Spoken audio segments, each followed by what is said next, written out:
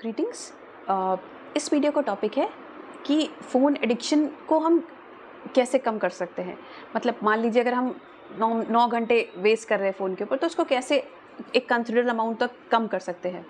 Okay, तो यहाँ पे एक एक जो फंडा हम लोग यूज़ करने वाले हैं वो ये है कि हम जानबूझ के अपने आप को नुकसान नहीं पहुँचा सकते।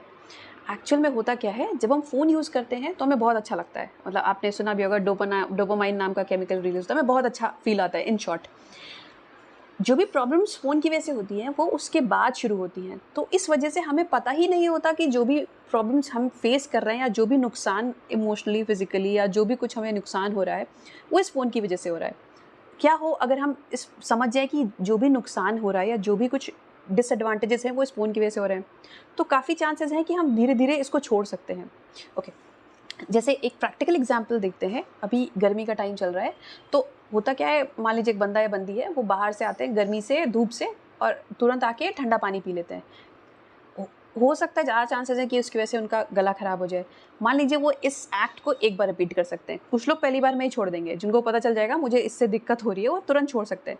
लेकिन मान लीजिए उसका ध्यान नहीं रहा, उसने एक बार बीमार पड़े, 2 बार बीमार पड़े, 3 बार गला खराब हुआ, बहुत सर्दी जुकाम हुआ, लेकिन चौथी बार उससे होगा नहीं, उसे रोकना नहीं पड़ा अपने आप को।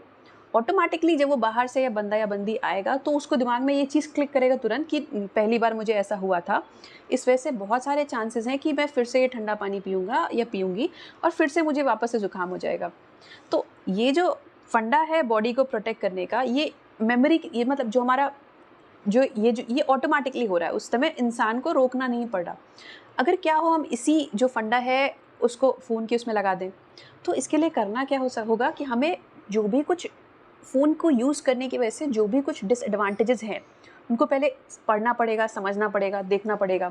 ऐसे बहुत सारे वीडियोज़ अवेलेबल हैं जिनमें ये बताया गया है, एक्चुअली बताया गया है एक्सपर्ट्स के थ्रू कि होता क्या है।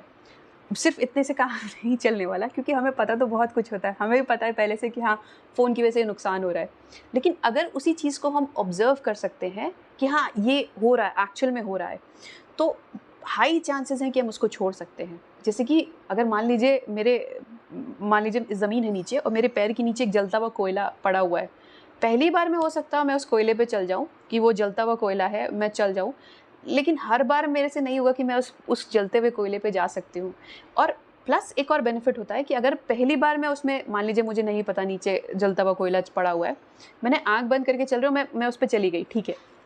लेकिन वो जो दर्द वाली, जो पेन वाली मेमोरी होती है ना, वो इतनी शार्प होगी मेरे दिमाग में कि नेक्स्ट टाइम अगर मैं चाहूँ भी तो मैं उस पे नहीं तो मैं उस कोयले वाले पे नहीं चल सकती।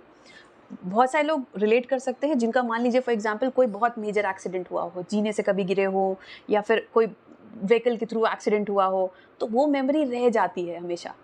एक्चुअल में वो मेमोरी रहती है हमें लॉन्ग टर्म में प्रोटेक्ट करने के लिए, कि हम वो गलती दोबारा ना करें, मतलब बॉडी को या माइंड को उस चीज़ से दिक्कत ना हो, तो वो मेमोरी रह जाती है। तो अगर इसी फंडे को अप्लाई कर दिया जाए कि हमें क्लियरली हम देख पाएँ कि हम फॉर एग्जांपल अगर मैंने 9:01 पे फ़ोन यूज़ किया है और उसके सिम्पटम्स 9:10 पे आ रहे हैं, तो मुझे पता होना चाहिए कि ये यहाँ से सिम्पटम्स आ रहे हैं।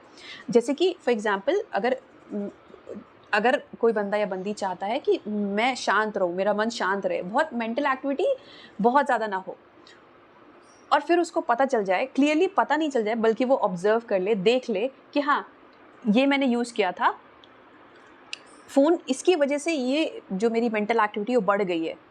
तो हाई चांसेस हैं वो एक बार नहीं, 2 बार में, मतलब कुछ टाइम के बाद उसको खुद से रिग्रेट फ़ील, हर बार जब वो फ़ोन यूज़ करेगा, मतलब एक्चुअल में मैं अगर क्लियर करूँ इसको, मैंने फ़ोन यूज़ किया मान लीजिए 9:01 पे, उसकी एक्टिविटी जो भी, मतलब कुछ उसके जो सिम्पटम्स हैं वो मान लीजिए उसके बाद मुझे, मतलब जो भी कुछ हुआ, 9:10 पे मुझे बुरा लगना, जो भी कुछ हुआ, मतलब उसकी वजह से जो भी डिसएडवांटेजेस हैं उसको मैंने ऑब्ज़र्व कर लिया। मैंने फ़ोन रख दिया, ठीक है। मैं 1 दिन यूज़ करूँगी, हर बार वो जो नेगेटिव फ़ीलिंग आएगी, हर बार वो जो नेगेटिव फ़ीलिंग आएगी, उस फ़ोन को यूज़ करने की वजह से, और मुझे पता है, मैं उसको बार-बार ऑब्ज़र्व कर रही हूँ कि हर बार मैं ये कर रही हूँ, इस वजह से मुझे बुरा लग रहा है, इन शॉर्ट लंबे टर्म के लिए। मान लीजिए मुझे कुछ देर के लिए अच्छा लग रहा है, लेकिन उसके बाद हर एक साइकिल है जिसमें मुझे बुरा लग रहा है। तो हाई चांसेज़ हैं कि अगर मैं उसको ऑब्ज़र्व कर पा रही हूँ, तो मैं इसको छोड़ सकती हूँ। जैसे कि for example, just I am not sure ये एग्जाम्पल या मैच करेगा कि नहीं, बट ड्रिंक करते लोग काफ़ी, तो उन्हें एक्चुअली नहीं पता होता कि क्या होने वाला है, मतलब वर्बली पता होता है, बट उनको पता है कि हाँ, अभी तो कल तो कुछ होने वाला नहीं है। लोग ड्रिंक करते हैं बट कोई भी फिनाइल नहीं पी सकता जब तक उसको एक्चुअल में मरना नहीं होगा तब तक वो नहीं पी सकता, बट वो अल्कोहल कंज्यूम कर सकते हैं। सो मतलब to sum up all this कि अगर हम क्लियरली देख सकते हैं कि क्या नुकसान पहुंचा रहा है फ़ोन यूसेज हमारे दिल और दिमाग को, फिज़िकली, मेंटली, इमोशनली, हर तरह से, तो हाई चांसेस है हम उसमें से बाहर निकल सकते हैं। Thank you.